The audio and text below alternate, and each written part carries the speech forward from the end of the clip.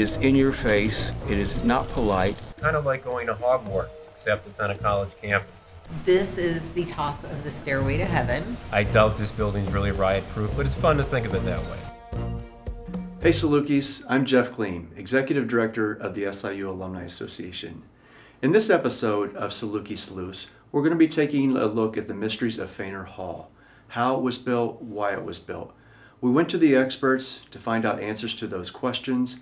Here's our own Anna Toomey with more. I'm walking along the west side of Feiner Hall, one of the most well-known buildings on campus, yet there's so much unknown about it. Many people ask, was it really built to be riot-proof?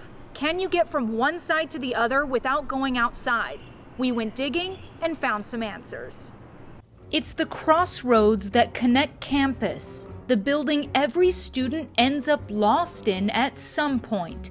No matter how hard some try, Feiner Hall cannot be mastered. It's huge. It's 900 feet long. It's the length of the Titanic. We have our hidden passages and doorways and staircases to nowhere. It's kind of like going to Hogwarts, except it's on a college campus. Feiner Hall was built in 1974 and named after well-known SIU English professor Robert Feiner. Our journey into the past starts with a man who's been at SIU for nearly 50 years. My name is John Davey. I'm a professor of architecture in the School of Architecture. John Davey sees Feiner Hall through a different lens than most. On a day like today with the sun shining, the shadows cast, the green of the new grass coming up and stuff, I think it's a beautiful building. Davey says the stern appearance of Feiner Hall is intentional, an architecture style known as brutalism, which first emerged in the 1950s. Brutalism is a very emotional way to describe a style of architecture. It is in your face, it is not polite, many times it is concrete completely. And I think it was a building that was just offensive aesthetically to the students. And they didn't hesitate to show it. Davey shows us bits of splattered paint that are still on the walls today. It almost looks like a little bitty Jackson Pollock painting. It was my understanding when this building was built, the students didn't care for it too much because it was brutalism, it was in their face. And my understanding is that they came one night with paint and did a Jackson Pollock on the side of the wall. Davey says architect Robert Geddes designed the building. Geddes received an Excellence Award from the American Institute of Architects for the design.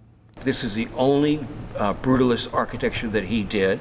His East Coast Ivy League background. Davey says Geddes was inspired by the works of a Swiss-French architect known as Le Corbusier, who spent time on a Grecian island living in a monk's cell.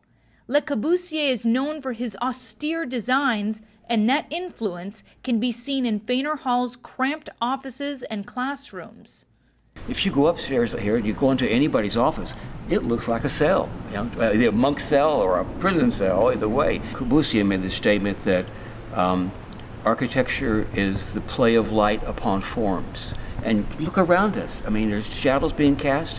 It creates a contrast. And we like things that contrast in our architecture, in our design, and even in ourselves. Davey says building Feiner Hall was a massive project, with some parts of it put together off-site, then brought to campus.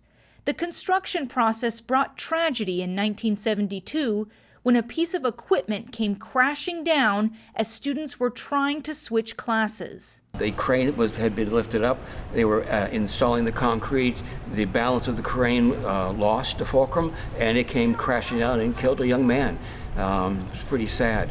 2 other students were injured. According to a Daily Egyptian article about the accident, a worker believed the crane had been overloaded. Davey says Feiner Hall was partly built to replace the old main building, which an arsonist set on fire and burned. This was during anti-Vietnam War unrest on campus, according to records at Morris Library. This fact, along with Feiner Hall's fierce exterior, prompts a question that's been asked for decades. Was Feiner Hall built to be riot-proof? The experts have mixed opinions. My guess is, one, it's made out of concrete. Then that's pretty hard blow-up concrete. It's designed so if you're going to run through the building and destroying something, you're going to get caught in a dead-end hallway. It's almost like a ship. With a ship, you can compartmentalize the ship to if it started to be flooded or something like that. We dug for answers through interviews, university archives, and Carbondale historical records, but found nothing that gave a definitive answer. Some claim the plans for Fainer Hall were well developed before any violence was occurring.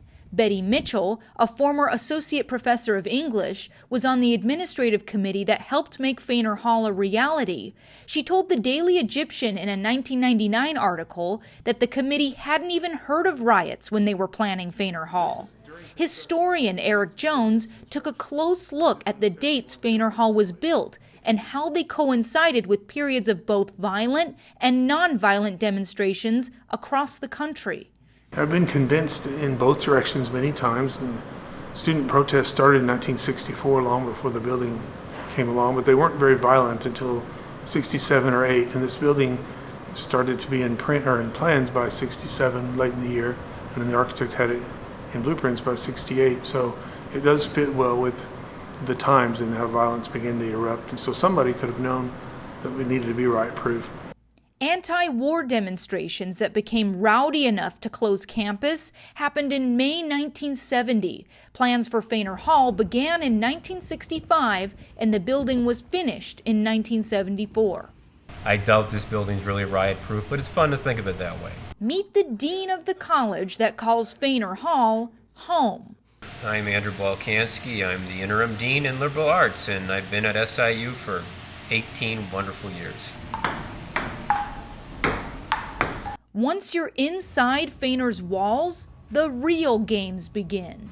The way I've survived navigating Fainer Hall all these years is that I come in one way and I leave the same way, and I never vary my pathway in and out of the building. That has served me well all these years. Balkansky and recruitment coordinator Layla Murphy give us the insider tour. It's a workout. You don't need that expensive gym membership when you spend time in Fainer Hall.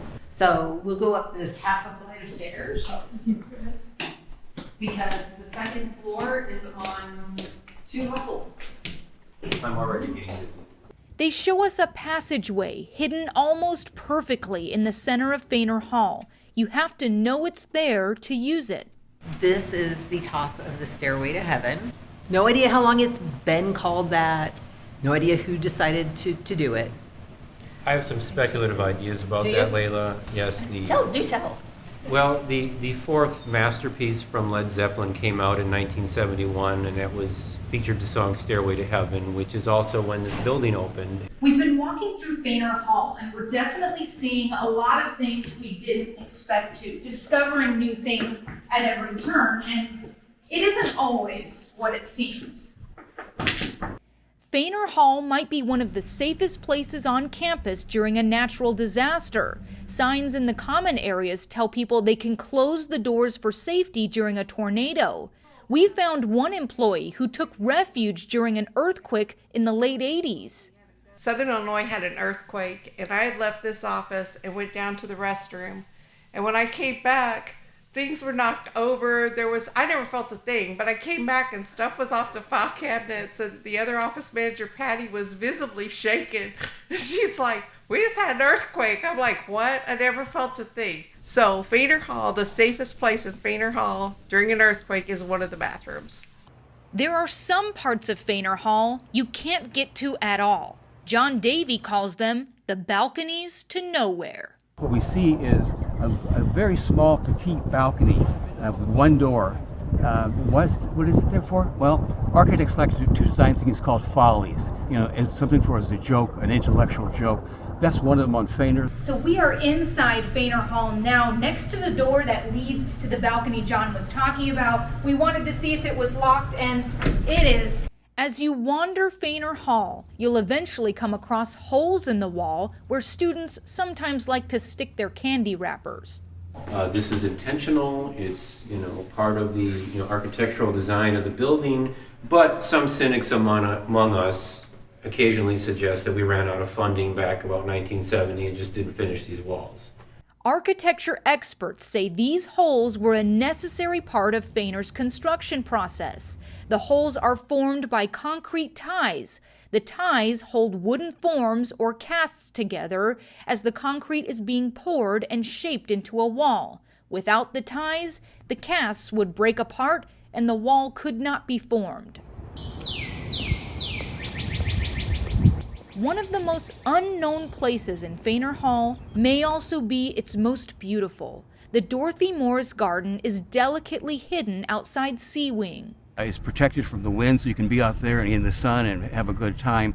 But again, this goes back to Le Corbusier and his 5 points of architecture, and a roof garden was one of the things that he always built in his architecture. It's a nice quiet place to go that not everyone knows about, but if you know about it, you can go and read a book there or just walk through it.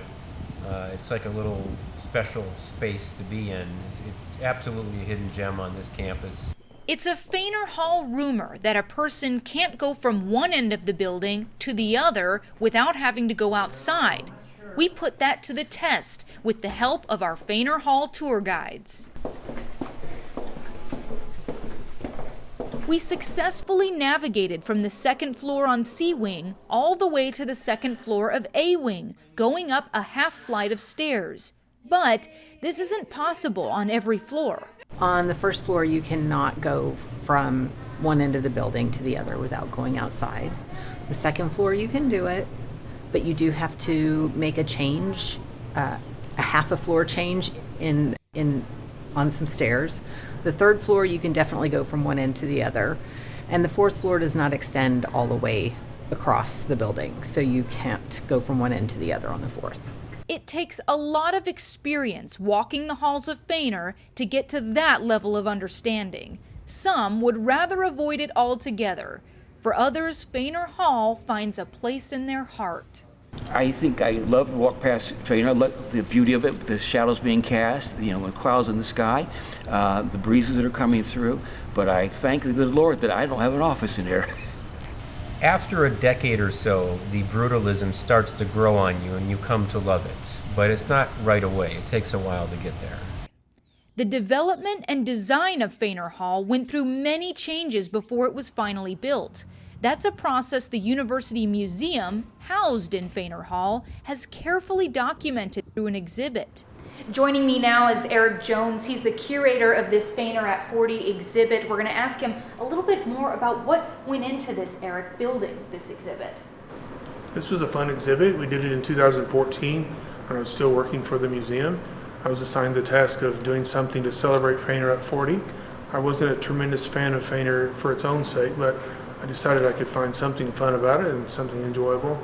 So I found several things I really liked about what it is and also about what's hiding below it.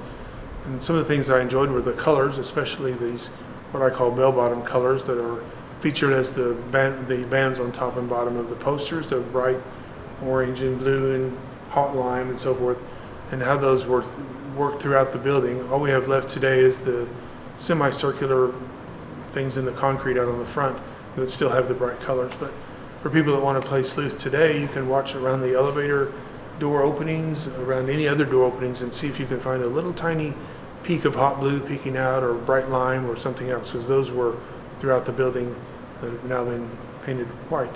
Jones shows us images of what campus used to look like before Feiner Hall existed, all the way until modern day. Here we have Feiner in its completed form as it looked in '73, sandwiched between OBF, built in 1940, and the big student center. And we're looking from the east toward the west. Before then, campus was a lot busier. The old 51 corridor used to run through the area where Feiner now stands. And this is the old 51 corridor now in front of Feiner. As you can see, it's starting to get chopped up into not being a street anymore. They took out pavement.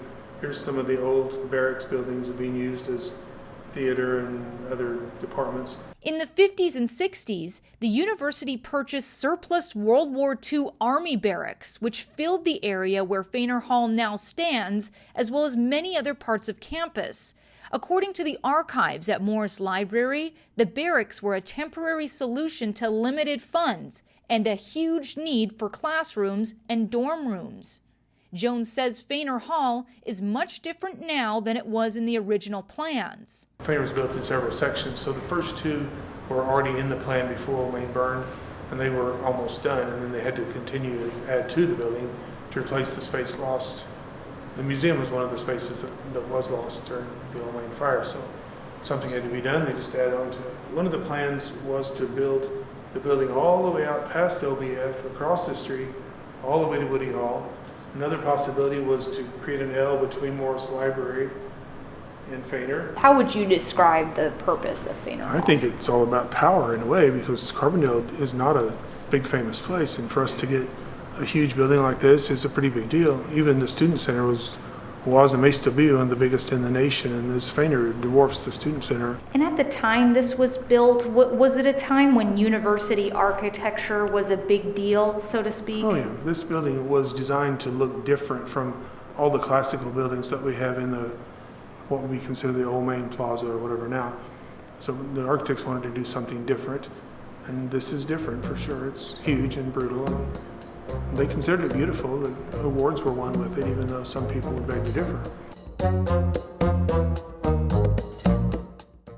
Well, that wraps up another edition of Saluki Sleuths. I want to thank the university experts who helped make this documentary series possible. Please reach out on social media, send us your feedback, give us your ideas. We'd love to hear from you. Until then, go Dogs.